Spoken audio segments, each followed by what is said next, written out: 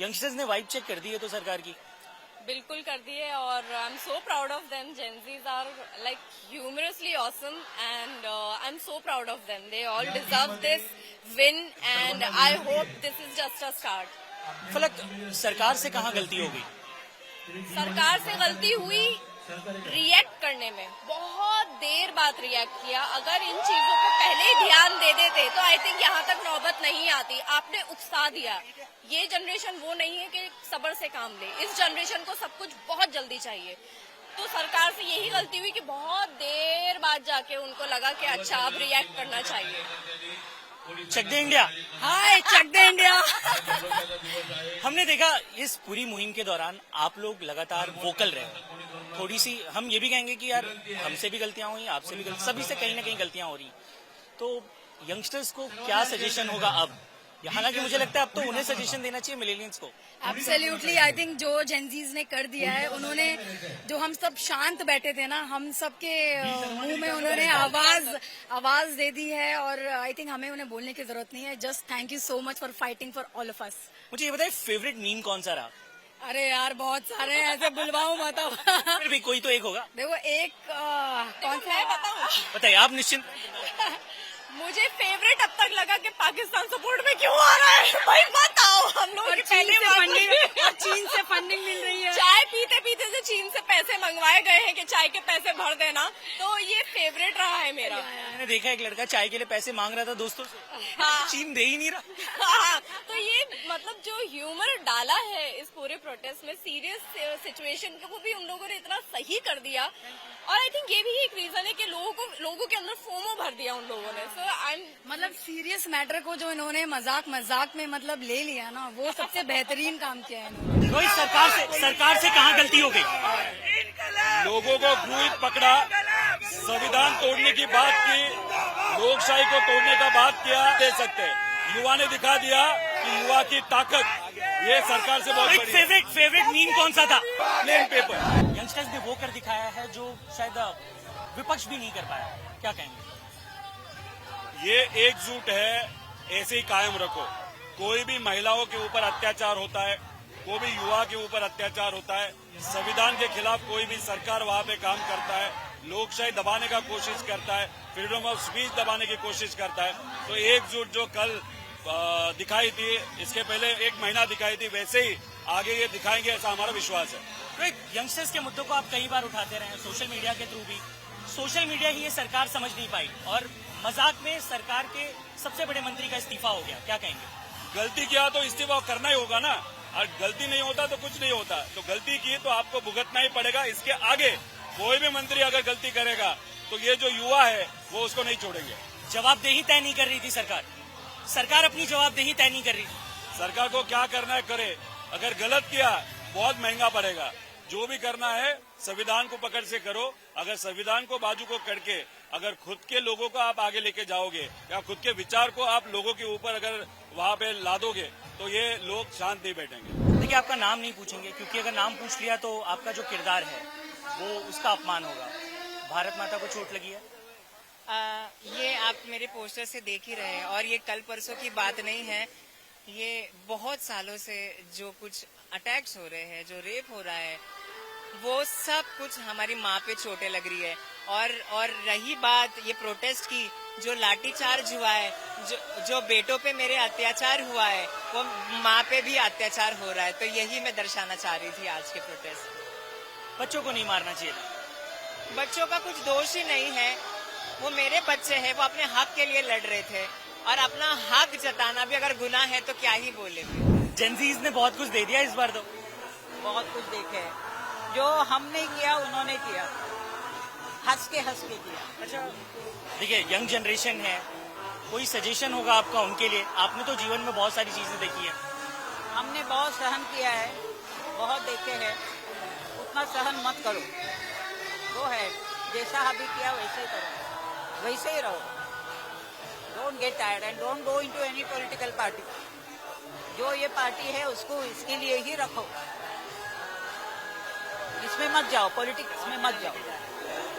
Don't go for powers. Sir ये बताइए क्या सीख ली है इस पूरे मुहिम से? इस सीख ये है कि मेरा खुद का बेटा एमबीबीएस डॉक्टर है और मेरी छोटी डॉटर है, वो फर्स्ट ईयर एलएलबी में पढ़ती है। उन्होंने मुझे बोला था कि पापा ये इसके लिए आप आओ। मैं परसों भी आया था खास करके कि बच्चे ये बोल रहे हैं कि हमारे साथ अन्याय हो रहा है। तो अन्याय का ये सबक मिला है कि शिक्षण मंत्री ने इस्तीफा दिया है। इस खुशी के माहौल में मैं बोला जब दुख भरे दिन थे तभी भी आए थे, तो आज खुश हो रहे हैं तो आना चाहिए। 26 दिन की लंबी लड़ाई के बाद धर्मेंद्र प्रधान ने आखिरकार इस्तीफा दे दिया है। फिलहाल इस वक्त हम मुंबई के शिवाजी पार्क में मौजूद हैं। जंतर मंतर का प्रदर्शन खत्म हो गया है। अब आप देख रहे हैं ये विजय उत्सव जो यंगस्टर्स और युवा मना रहे हैं। देखिए, शिवाजी पार्क जाना जाता है अपनी राजनीतिक पृष्ठभूमि के लिए। यहाँ पर सबसे ज्यादा प्रोटेस्ट आपने देखे हैं, लेकिन इससे पहले कभी भी आपने सरकार को लेकर इससे फनी मीम्स नहीं देखे होंगे। जब हम मीम्स की बात करते हैं, जब हम नई जनरेशन की बात करते हैं, तो ये वो जनरेशन है जिसने उस सरकार को झुका दिया जो पिछले 12 साल से किसी के आगे नहीं झुकी थी। यहाँ पर सेल्फीज ली जा रही हैं, यहाँ पर धर्मेंद्र प्रधान के बाद अगला नंबर किसका लगेगा उसके भी पोस्टर्स हैं, यहाँ पर फनी मीम्स हैं और ज्यादातर मीम्स वो हैं जो पीएम मोदी ने अपने इंस्टाग्राम पे जो 2 वीडियोस डाले थे, उन वीडियोस के पोस्टर्स इस वक्त आप यहाँ सबसे ज्यादा देखेंगे।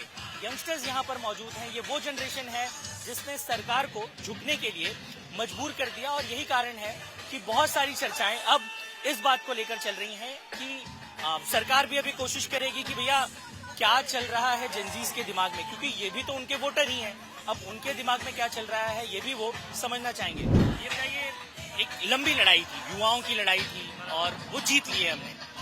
आगे क्या प्रोसेस होगा और एक जो भी सरकार ने किया क्या कहेंगे उसको लेकर? To be really very honest, सरकार कोई भी रहे, अकाउंटेबिलिटी होनी चाहिए। पॉइंट नंबर 1, आप कुछ भी करो, आप आओ, आप कोई भी पॉलिसी लाओ, आप सबको मद्देनजर रखते हुए करो।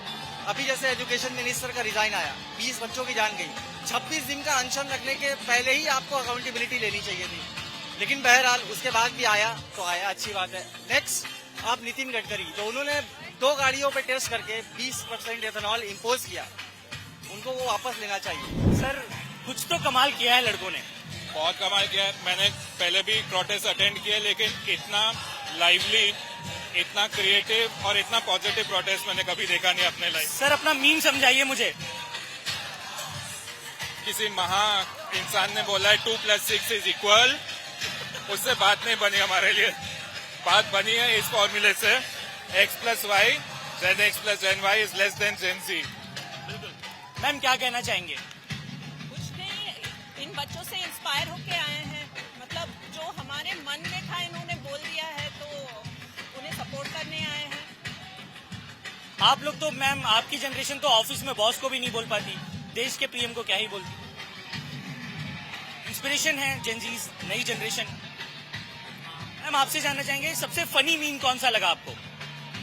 बहुत है, मतलब एक कैसे बोलूं मैं, सभी फनी है, लेकिन मुझे सबसे अच्छा ये लगा कि इतने प्यार से और ह्यूमर से ये लोग बात करते हैं। मतलब नफरत कहीं नहीं है, सब प्यार है और ह्यूमर है। मतलब दोस्ती वाली भाषा यूज करके ये अपनी बात समझा रहे हैं, वो सबसे बेस्ट है इसके बाद। दिल्ली में जो हुआ, मुंबई में जो हुआ, एटलीस्ट मुंबई में लोग सेफ फील कर रहे हैं अभी। Definitely Mumbai is the safest place I have ever been to.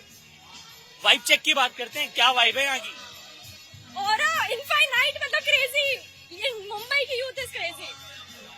मुझे लगता है एक क्लासेस यंगस्टर्स को देना चाहिए, नई गवर्नमेंट को, या जो गवर्नमेंट्स आ रही हैं, सारे पुराने लोग भर रखे।